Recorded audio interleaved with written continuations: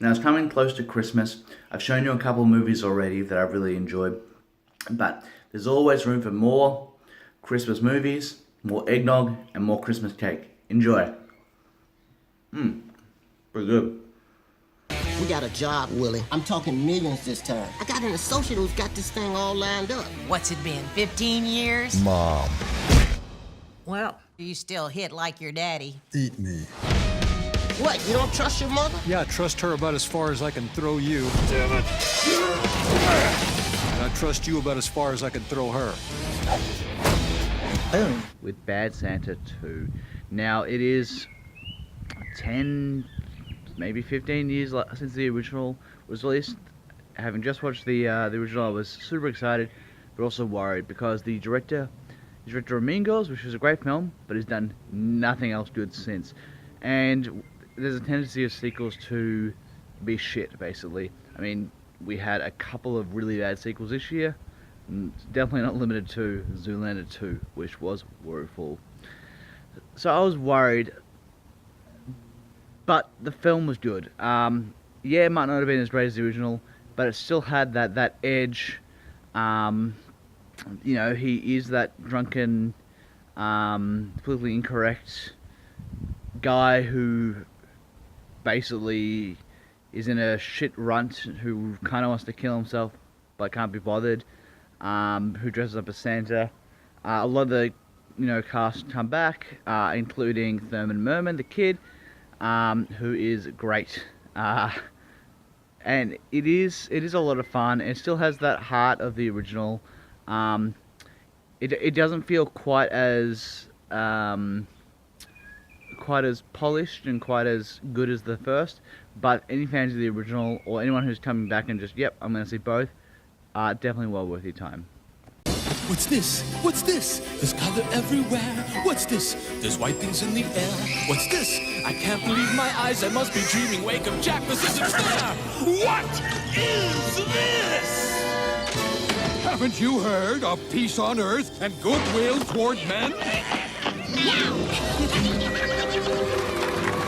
Touchstone Pictures presents the enchanting story of two very special dreamers and the holiday spirit that brought them together. From the imagination of Tim Burton comes The Nightmare Before Christmas. So now I watch an absolute classic of a animated Christmas film, and I fucking hated it. I struggled to get through it. The first time I watched it years ago, I didn't finish it. Rewatched it recently, couldn't get through it. I had to finish it the next day, and that is Tim Burton's A Nightmare Before Christmas. Now, I don't mind most of Tim Burton films. He's done a couple of stingers, especially recently. I like animated films. I don't mind musicals. The director is awesome. I remember liking James and the Giant Peach when I was a kid, and Coraline was great. But this, I just had no interest in the setting, the characters, the songs, anything, and I really did not like it at all. It is about, it's an animated film, about Jack Skellington, who is the Pumpkin King, the king of Halloween Town, or runs Halloween, and he's a bit bored of doing the same thing every year, and he stumbles upon Christmas Land and decides that he's going to take over Christmas this year, but it doesn't quite go to plan. And yeah, I just found the film tedious. It's only like an hour and 15 minutes, but I struggled to get through it. Like, I couldn't watch it in one sitting. So it was definitely not a film I enjoyed at all.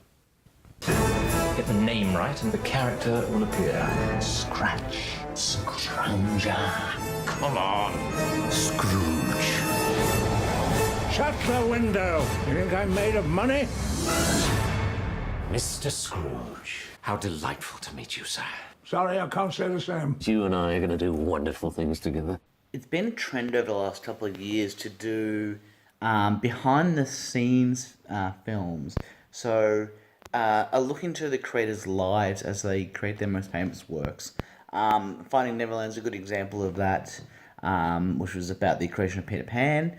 But there's been a bunch of them, movies, TV, and also about famous books and plays. What has just come out now, well, Goodbye Christopher Robin just came out, which I haven't seen, but what has just come out that I have seen is The Man Who Invented Christmas, which is a story about Charles Dickens writing and I guess creating A Christmas Carol. His famous book, which kind of reinvented Christmas, if you will. And the story, obviously, if you're not aware, is about Ebenezer Scrooge, this old man, this man who cares only for himself and his money, who's forgotten the joy of Christmas and family, and he's visited by three ghosts: the ghost of Christmas, past, present, and future. And through these visits, he realizes that what he's missing out on, and he learns that he has to, be a better person. So it's about redemption and finding the miracle of Christmas. And throughout the telling or throughout the creation of this story, it's about the author Charles Dickens going through the same thing, as he has issues with his father, his past, the pressure to produce an excellent novel after a couple of flops, amongst many other things, in relationship with his family and wife.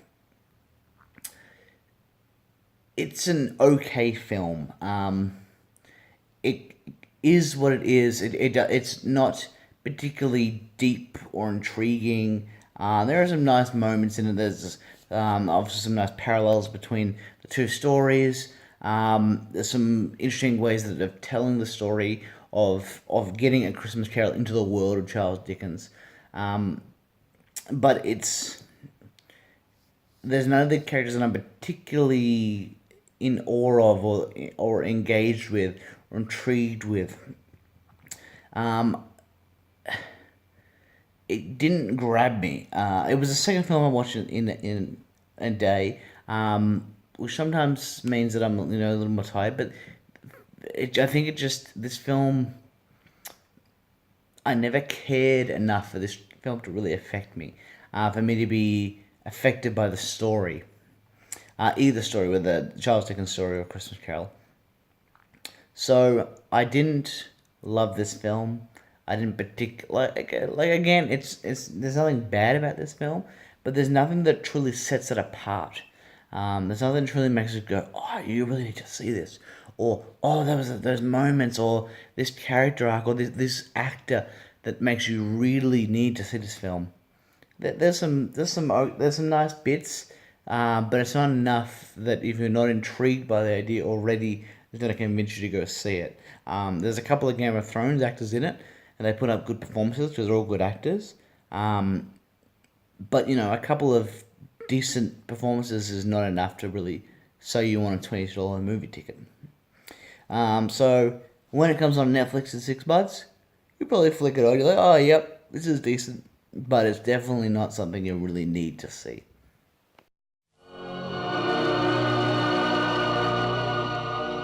Everyone knows the glorious story of the child born in a faraway manger.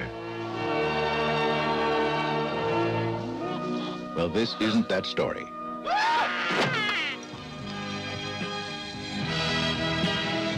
This is Monty Python's all-new Life of Brian. They call Brian.